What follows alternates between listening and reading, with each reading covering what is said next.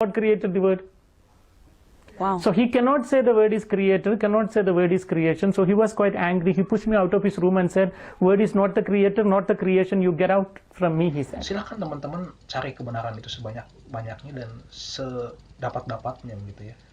Dan jangan puas dengan apa yang sudah teman-teman atau sobat sarung pun dapat. Inilah sebenarnya metode yang paling sehat. Jadi dimulai dari diri sendiri, sobat sarung pun, bukan langsung kita mulai dengan menjelek-jelekan agama, menyerang agama lain.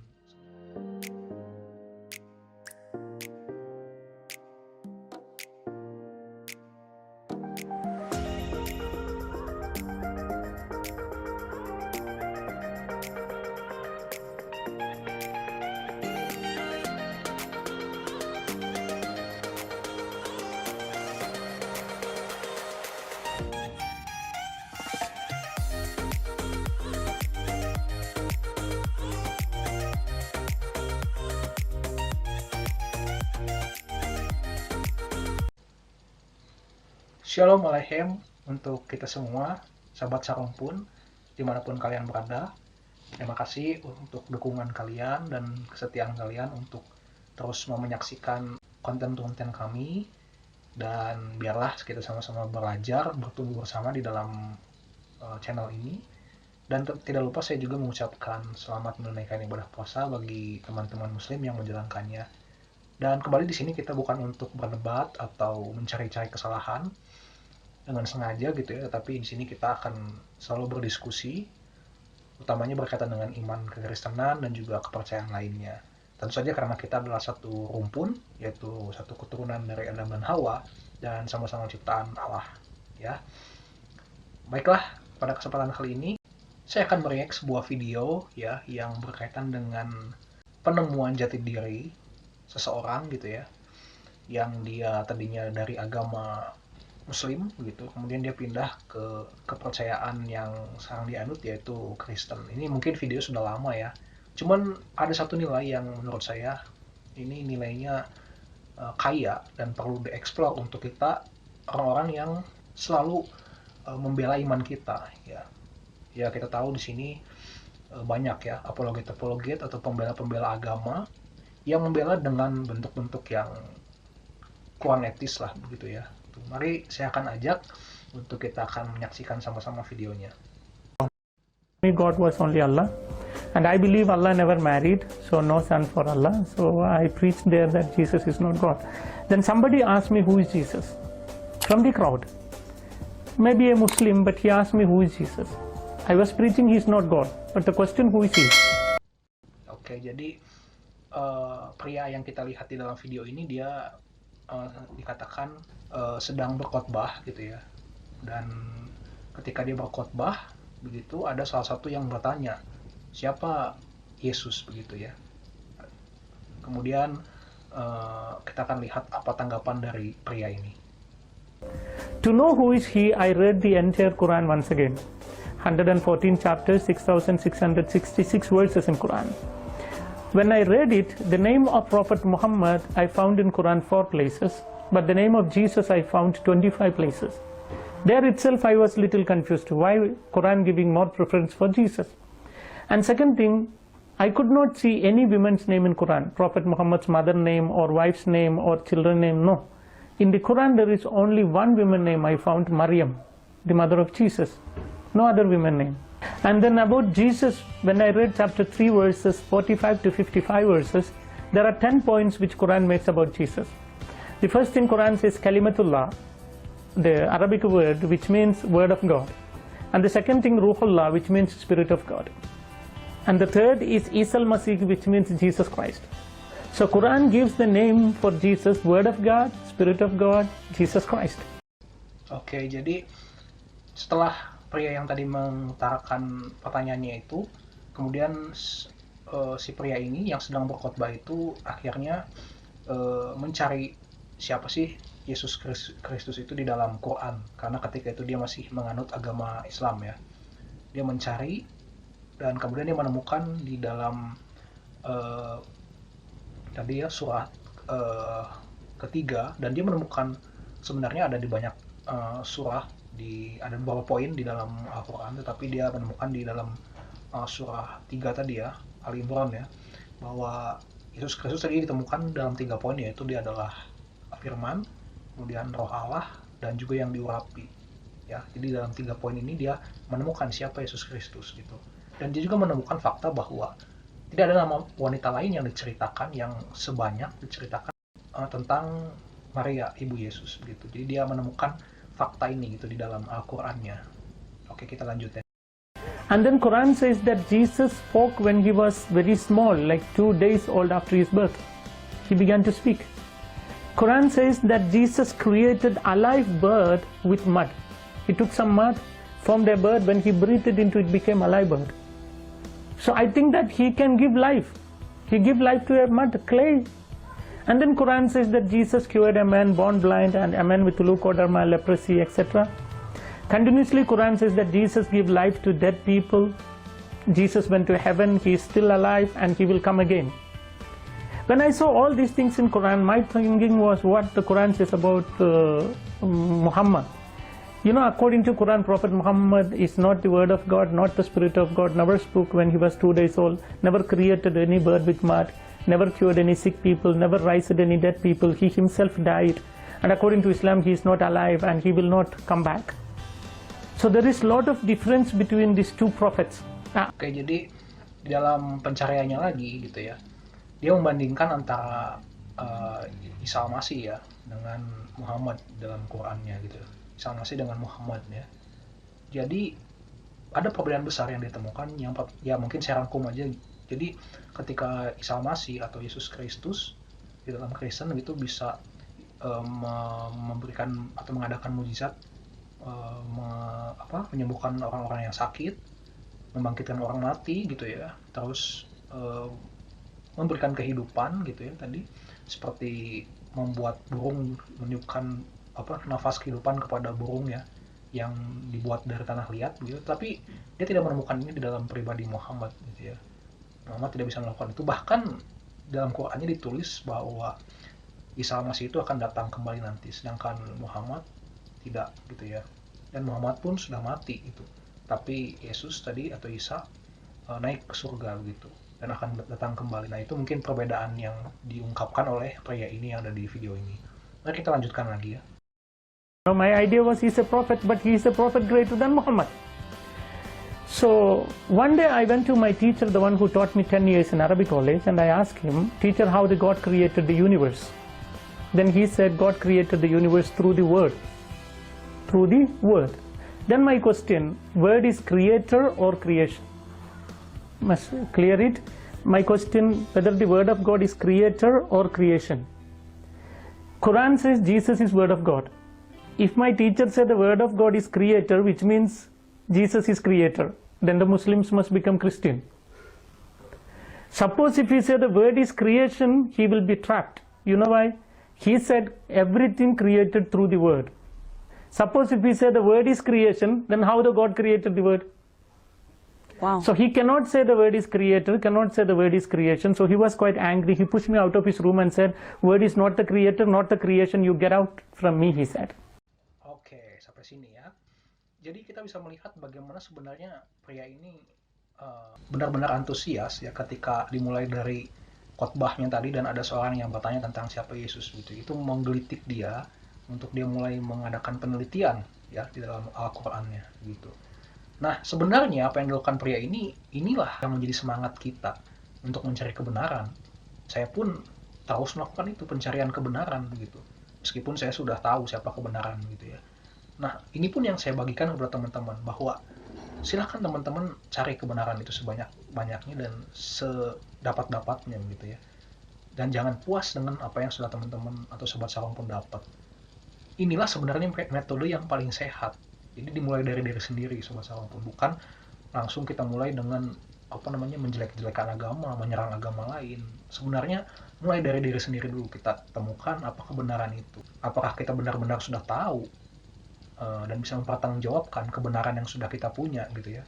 Dan ini terpancar dari pemikiran si pria ini gitu. Dia bahkan berani bertanya kepada gurunya ya, tadi saya itu dikatakan bahwa dia bertanya bahwa menurut guru firman, ya firman, word tadi, itu adalah pencipta atau yang diciptakan, pencipta atau yang diciptakan, gitu ya. Nah, jelas ya perbedaan antara pencipta dan yang diciptakan, karena di dalam Quran bahwa Allah sendiri memang menciptakan dengan atau melalui perkataannya. Jadilah begitu, sama seperti di dalam kekristenan. Allah, Yahweh menciptakan segala sesuatu dengan firman-Nya gitu. Nah, kalau dia bilangnya, kalau gurunya menjawab bahwa firman itu adalah pencipta yang menciptakan segala sesuatunya, berarti mereka harus mengakui, ya, Muslim harus mengakui bahwa Yesus Kristus atau Isa adalah pencipta, karena dikatakan di Quran dia adalah kalimatullah gitu ya. Tetapi kalau sebaliknya, ya, kalau guru tadi tidak mengakui bahwa kalimat itu adalah atau firman itu adalah pencipta, tapi melainkan adalah yang diciptakan, maka ini pun akan menjebak iman dari si guru ini atau menjebak iman dari Islam gitu ya. Mohon maaf. Karena apa? Karena dia katakan di situ tadi, karena bagaimana mungkin ya firman itu adalah ciptaan, sedangkan Tuhan menciptakan segala sesuatu atau Allah menciptakan segala sesuatu itu dari firman-Nya. Kalau gitu, ketika Allah menciptakan segala sesuatu dan firman-Nya belum ada, lalu bagaimana Allah menciptakan segala sesuatu? Itu kurang lebih lah gitu ya. Nah, disinilah gurunya mulai bingung gitu. Apakah firman itu adalah pencipta itu sendiri, atau firman itu adalah yang diciptakan? Nah, reaksi dari guru ini sangat disayangkan ya. Ketika ada murid bertanya seperti itu, yang disayangkan dia malah mengusir murid ini. Seolah-olah mungkin, saya tidak tahu ya, tidak ingin menjudge juga, mungkin ada juga perasaan imannya mulai goyah lah dari si guru ini gitu ya.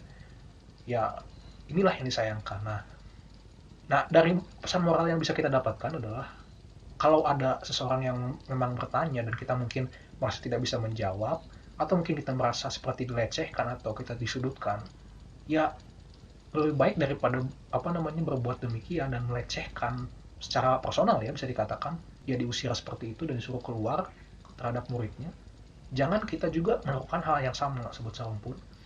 Saya kira kurang bijak dan tidak etis ya kalau ada seseorang yang bertanya kepada kita lalu kita malah menyerang kepribadiannya karena kita tidak bisa menjawab ya, karena kita tidak bisa mempertanggungjawabkan iman kita.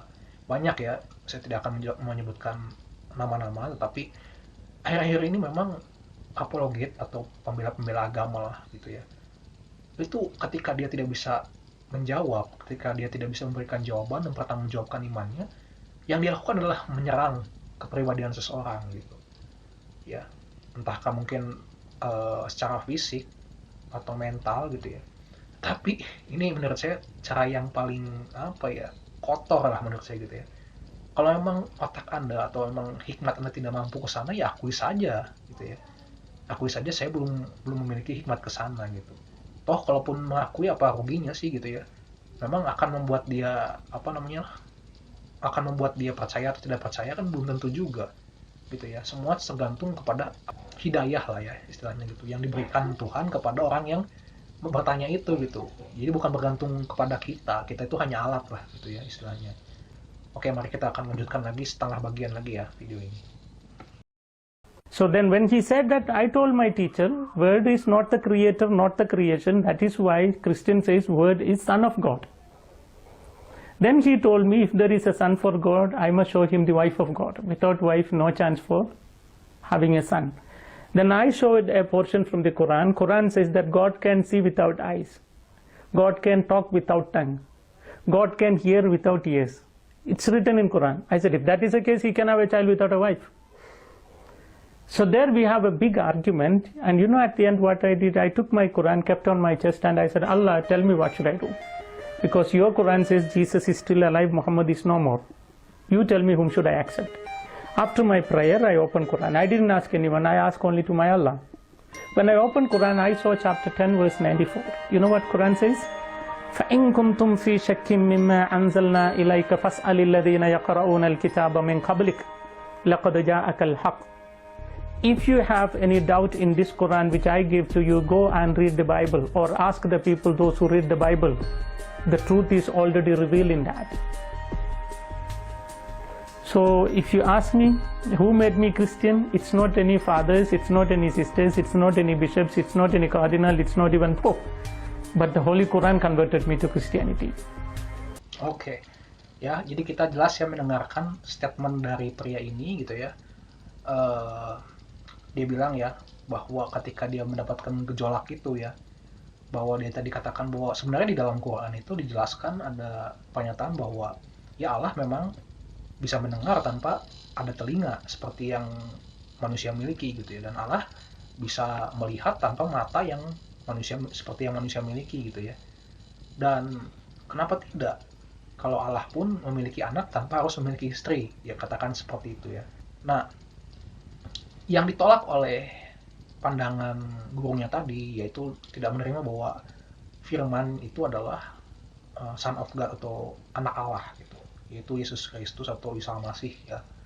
Jadi karena si guru tadi itu tidak bisa menjelaskan bahwa firman itu apakah pencipta atau Allah itu sendiri atau memang firman itu adalah ciptaan Allah gitu.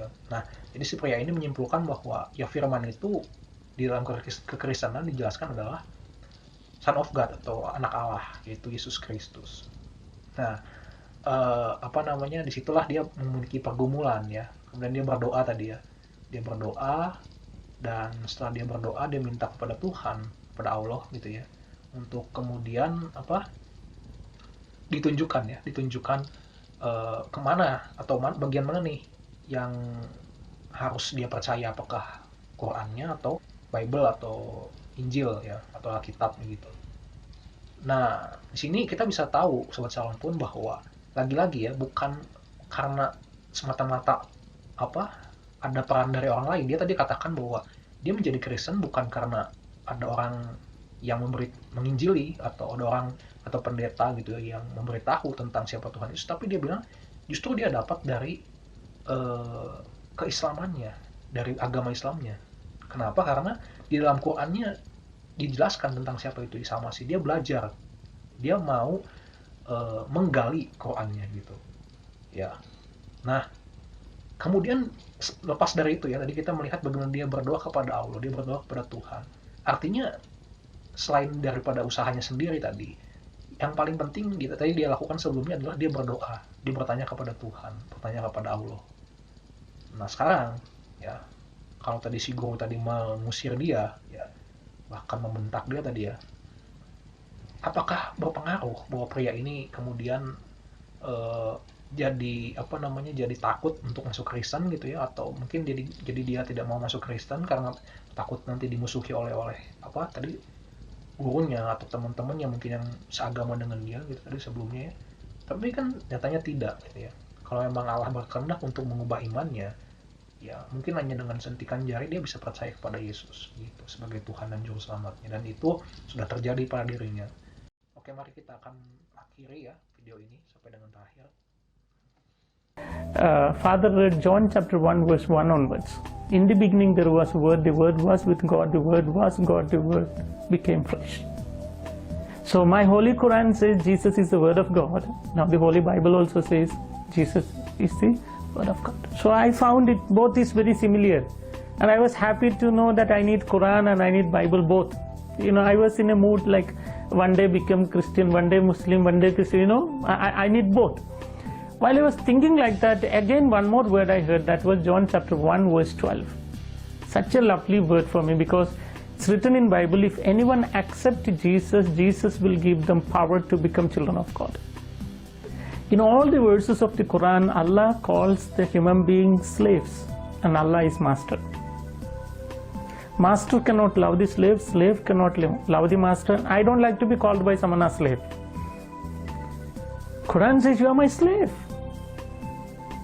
But when I heard John chapter 1 verse 12, it says, if you believe in Jesus, Jesus will give you power to become children of God.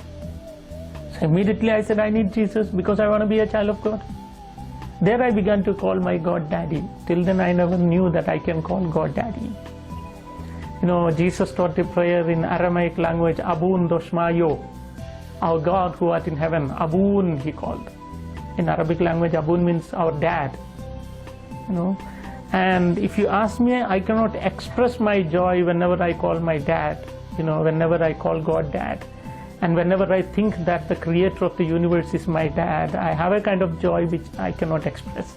It's beyond my, experience cannot explain. Only you can understand by experience. So I really love to call my God dad. There I decided to accept Dia Jesus. menemukan satu ayat yang membahagiakan dia gitu ya. Yang penting karena di dalam Yohanes 1 gitu ya, kita tahu bahwa pada mulanya adalah firman, dan firman bersama-sama dengan Allah. Dan firman itu adalah Allah, dan firman itu menjadi manusia ya. Itulah Yesus Kristus, dan itulah awal dia menemukan jawaban gitu ya, siapa itu Yesus Kristus. Dan lagi ada ayat yang menjadi ayat favoritnya ya. Ini katakan tadi bahwa di Yohanes 1 ayat 12 bahwa setiap orang yang menerima Yesus sebagai Tuhan, sebagai juru selamatnya, maka akan diberikan hak ya, dijadikan anak-anak Allah gitu. Nah, itulah yang membuatnya bahagia.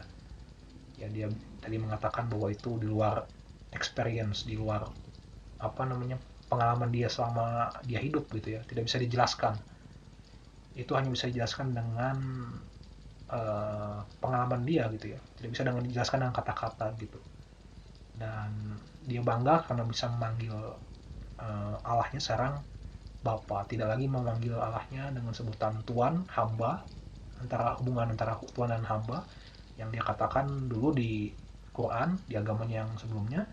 Hubungannya adalah seperti Tuhan dan hamba. Tuhan tidak bisa mengasihi hamba, hamba tidak bisa mengasihi Tuhan.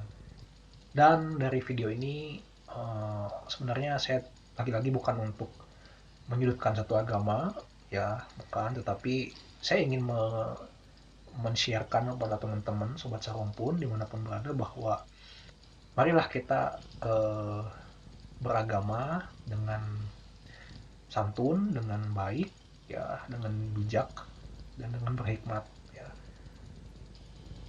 Setiap kita pasti memiliki kelebihan dan memiliki kelemahan gitu ya. Tidak ada yang sempurna gitu. Yang sempurna ya hanya Allah, hanya Tuhan. Sehingga ada masanya kita juga pasti akan